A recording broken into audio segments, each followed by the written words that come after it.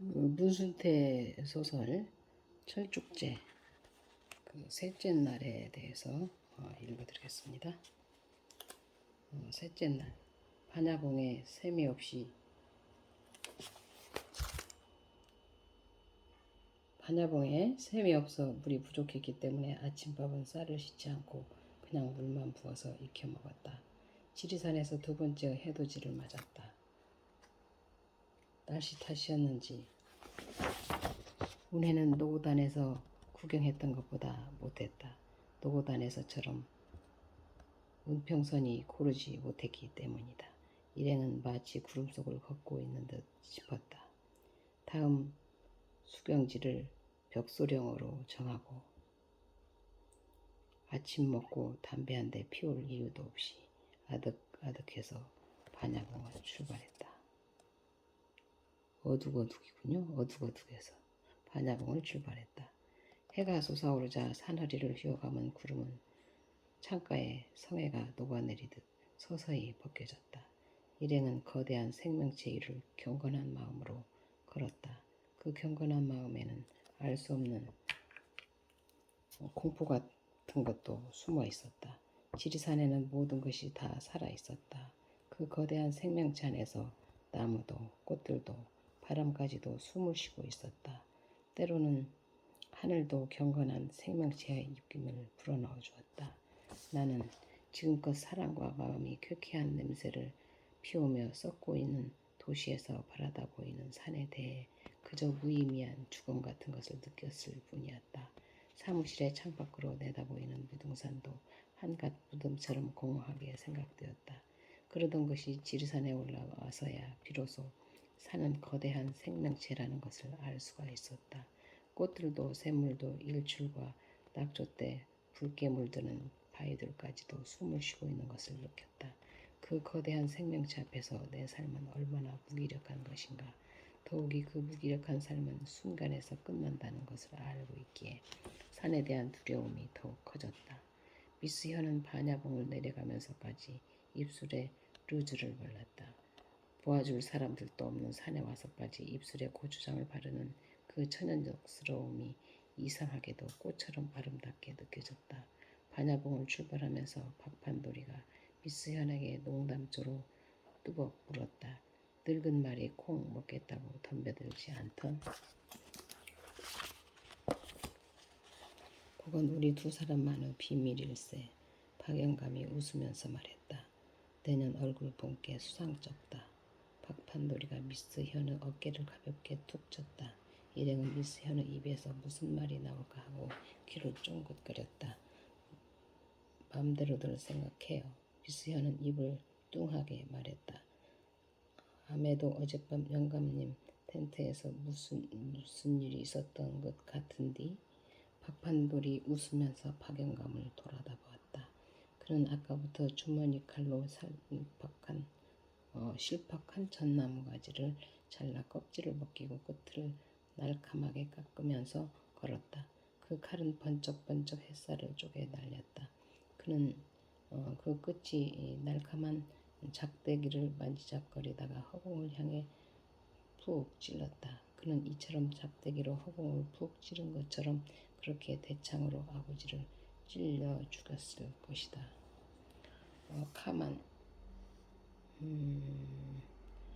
박판돌은 어젯밤의 일을 깨끗하게 잊은 듯 미스 현을 놀려내고 끝이 날 가만 작대기로 허공을 찌르면서 희죽희죽 웃기까지 하는 것이었다.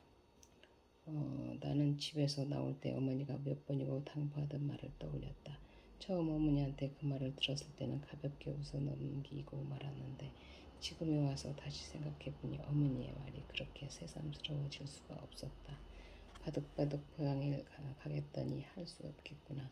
너 거기 가서도 박판돌이 놈 조심해라. 산에 올라갈 때도 그놈 조심해야 된다. 그놈은 사람을 여러 죽인 놈이니까. 사람을 한 번 죽여본다 치면 또 죽이고 싶어지는 법이란다. 무엇하면 지서에서 순경이라도 데리고 같이 가거라. 나는 어머니의 말을 떠올리며 정말 박판돌을 조심하지 않으면 큰일 날지도 모른다고 생각했다. 사람에게는 예감이라는 것이 있다. 그리고 그 예감은 때때로 무섭게 빠져들어가는 수가 있다. 나는 그런 것을 여러 차례 경험했다. 어젯밤만 해도 그렇다. 처음 박판들이와 같은 텐트에 들게 되었을 때도 섬뜩한 예감이 있었다. 반야봉에서 내려오면서 나는 박판돌이와 나란히 걷지 않으려고 신경을 날카롭게 세웠다. 그가 내 뒤에 바짝 붙어 따를 때마다 나는 30년 전 아버지처럼 박판돌에게 끌려가고 있는 듯한 무서운 착각에 빠졌다. 그가 뒤에서 그 날카만 작대기로 나를 푹 찔러버릴 것만 같아 섬뜩 혈관의 피돌기가 욱하곤 곤두섰다.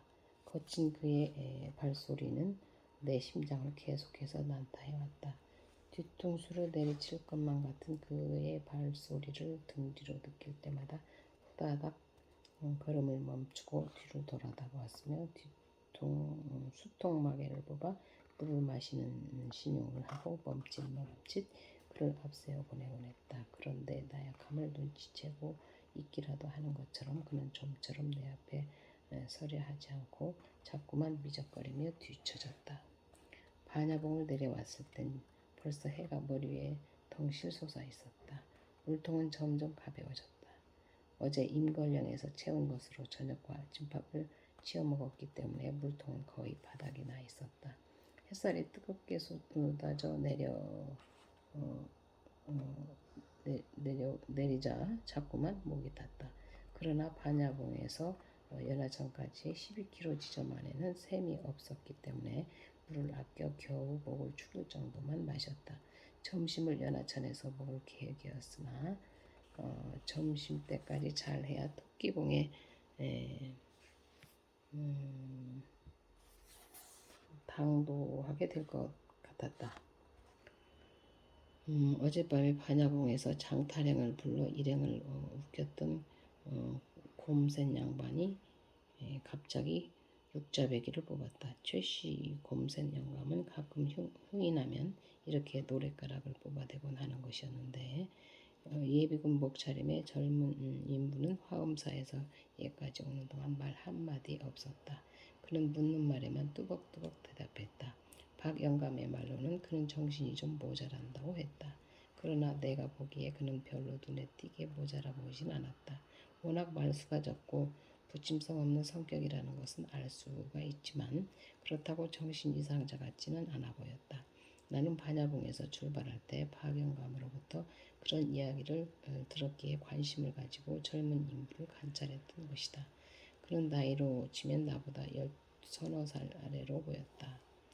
일행이 반야봉에서 내려와 날라리봉 가까이 왔을 때 한때의 등산객들을 만났다. 한 20명쯤 되어 보이는 그들 등산객은 임걸령에서 자고 새벽에 일찍 길을 나섰다고 했다. 얼마 뒤에 박판돌이는 큰 독사 한 마리를 잡아왔다. 그는 칡넝쿨 껍질로 홀랑이를 만들어 독사의 목에 걸어 작대기 끝에 대롱대롱 매달아 들고 휘파람을 불며 나타났다. 뱀은 작대기에 친친 감고 꾸무럭거렸다. 박검사 기분이 어찌요? 잠시 땀을 식히고 서 있던 박영감이 물었다. 좋습니다. 산에 올라오면 마음이 툭 트여. 산에서야 미운 사람이 없제. 나는 박영감 말에 피식 웃었다. 기실나는 세석병전이 가까워져 올수록 박판돌에 대한 증오심은 차돌처럼 번들거리고 있었다. 그동안 나는 박판돌이가 무슨 사료공장 사장이 되기까지의 헌컬레 조각처럼 너덜너덜한 그의 온갖 약점들을 들추어내려고 얼마나 끈질기게 파고들었는지 몰랐다. 대코챙이로 두엄짜리 해집듯 그의 과거를 까발릴 때마다 박판돌의 약점은 줄레줄레 따라 나왔다. 공비토벌이 끝나자 박판돌은 지리산 벌목장에서 일했다. 그때야 하다못해 소방서 차까지 동원해서 소위 후생사업이라는 그럴듯한 명목으로 지리산을 깡그리 벗겨먹던 시절이니까 토벌이라는 말 자체도 없던 때였다. 그는 벌목장에서 인부 노릇하기가 억울하다는 것을 재빨리 눈치채고 톱과 도끼를 들고 개업을 했다. 내것내것 없이 마구 산을 벗겨먹는 세상인데 주는 일당이나 받고 남의 일 해주기가 억울했던 것이다. 산에 올라가 톱으로 자르고 도끼로 찍어내리면 그게 바로 돈이 되었다. 낮이면 산에 올라가 아름드리 소나무를 찍어내리고 밤이면 읍에까지 저 날랐다. 섬진강변에 자리를 잡고 집더미처럼 장작을 쌓아 올려 본격적으로 나무 장사를 시작했던 것이다. 장작은 쌓아놓기가 바쁘게 후생 사업하는 트럭들이 실어갔다. 어수선한 6.25 뒤끝이 정리되자 나라에서는 뒤늦게야 도벌을 단속했다. 그러나 말이 단속이지 차떼기로 나무를 실어내는 판이라 박판돌이나 나무 장사를 하는 데는 아무런 제약도 없었다. 그는 한 5년 동안 지리산에서 나무를 찍어내려 재미를 보았으나 그 돈으로 버스 정류장 앞에 가게를 샀다. 색시를 얻어 술집을 냈다. 처음으로 버스가 다니기 시작할 무렵이라서 술장사는 잘 되었다. 겉으로는 주조장수를 갖다 파는 척했지만 밀주를 빚어 팔았다. 밀주를 빚어 술장사가 잘 될수록 그의 장사 수완은 놀랍도록 비약했다. 소울매 사람들 그 마을에서 머슴을 살면서 지게질이나 하던 그가 6.25가 터진 후로 딴 사람이 되어버린 것이었다. 언제나 부침성이 뚱한 성격인 그가 술장사를 하면서부터 부침성도 좋아졌고 술 한잔 들어가면 심장이 훅툭해져 곧잘 엄포로 쏘게 됐다. 6.25 때 사람을 죽인 뒤 그가 간덩어리가 커진 것이었는지도 모를 일이다. 한 5년 술장사를 해서 너끈하게 번 돈으로 여관을 샀다. 술집을 때려치우고 여관 앞에 손을 댔다. 국립공원이 된 지리산을 찾아오는 도해지 사람이 차츰 늘어나면서 여관방은 언제나 만원이었다. 여관 주인이 된 박판돌은 읍에서 유지 행세를 했다. 이 아들놈이 다니는 초등학교의 기성회 이사가 되었으며 얼마 후에는 군농협의 참사 감투를 쓰게 되었다. 그는 명함을 찍어 주머니에 넣고 군이나 경찰서를 출입하기 시작했다. 자유당에 입당까지 했으며 국회의원 선거 때 자유당 후보를 적극적으로 지지 앞장을 서서 헐끈거리며 뛰었다. 천성이 남의 일 맡아 하기를 좋아하던 그는 선거운동 때면 자기를 제쳐두고 자유당 후보를 위해 열심히 뛰어주었다. 그가 밀어준 후보가 당선되자 지구당의 주요 멤버가 되었다. 군동협 참사, 초등학교 육성회 이사, 명함만 가지고는 군수실과 경찰서장을 만나기가 약간은 저자세였던 판돌이는 당의 주요 멤버가 되면서부터는 큼큼 헛기침 더해가며 군수 경찰서장 실을 마음대로 들락거릴 수가 있게 되었다. 그의 명함은 다채로웠다. 무슨 초등학교 육성회장, 농협 참사, 무슨 당 관리장, 지리산 국립공원 개발 촉진위원회 이사, 구례군 숙박협회장 등 그만하면 어연 번듯한 유지가 된 것이다. 10년이면 강산도 변한다고 했듯이 30년 사이에 그는 강산이 3번이나 변할 정도가 아닌 정말 엄청나게 둔갑해버린 것이었다. 솔매마을 사람들은 읍에서 그를 만나도 알아보지 못했다. 그는 농협 참사 자리에 있는 것을 기회로 농협돈을 빼낼 궁리를 했다. 담당 주사를 비롯해서 하룻밤 푹 구워 삶고 촌지까지 집어넣어준 그는 6.25 후로 이미 폐답이 되어버린 솔매마을의 주인 없는 땅을 저당 잡히고 거금을 대출받았다. 저리 융자를 받은 그 돈으로 사부이자 놀이를 했다. 농협에서 대출을 받은 돈으로 한참 성행할 서민금융 간판까지 달고 본격적인 고리대금업을 시작한 것이었다. 고리대금으로 재미를 본 그는 서민금융의 간판을 떼고 다시 관공서에 자재 납품을 시작했다. 무슨 돈 간부라는 명함 때문에 그의 납품은 수의 계약할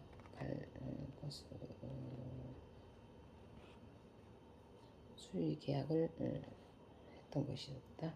공사 하청까지 맡았다. 조그만 하수도 공사까지 맡았고 청사 개축 등 하청받은 수입도 대단했다.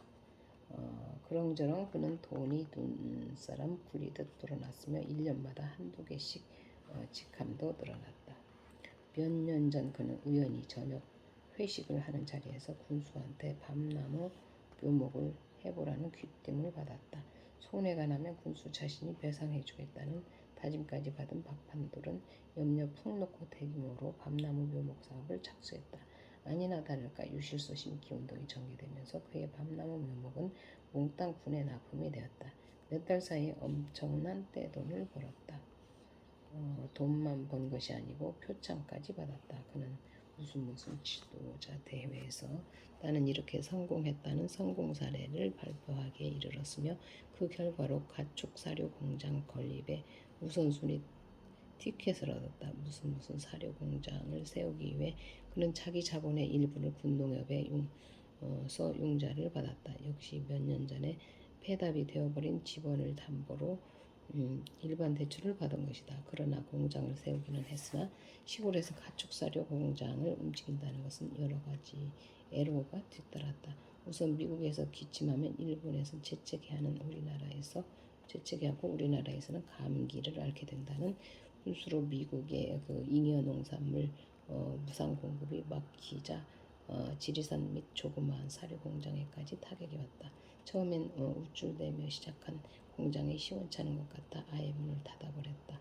더욱이 공장 안에서 나이 어린 여직원과의 스캔들도 있고 해서 문을 걸어 잠근 대신 지리산 철쭉꽃 나무 수출을 시작한 것이 뜻밖의 현재를 줬다.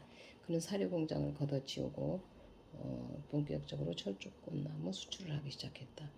나는 박판돌의 과거를 하나하나 담배씩 가듯 들추어내서 철저하게 법망에 올가미를 씌울 생각을 했다.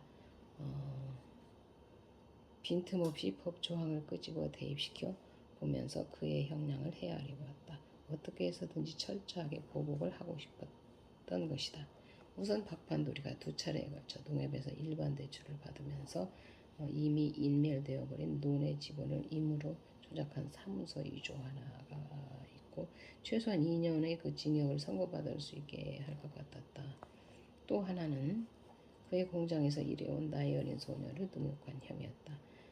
직원 박영감은 나와 박판돌 사이에 얽힌 복잡한 원한관계를 알고 또 아무래도 내가 박판돌에게 무슨 보복을 하지 않을까 싶어 은근히 걱정을 하고 있는 눈치였다.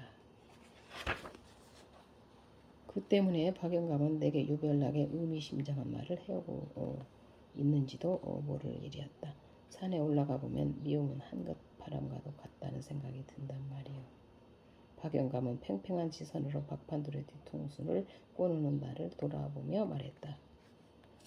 하지만 사람이 평생을 산에서만 살 수는 없는 거 아닙니까?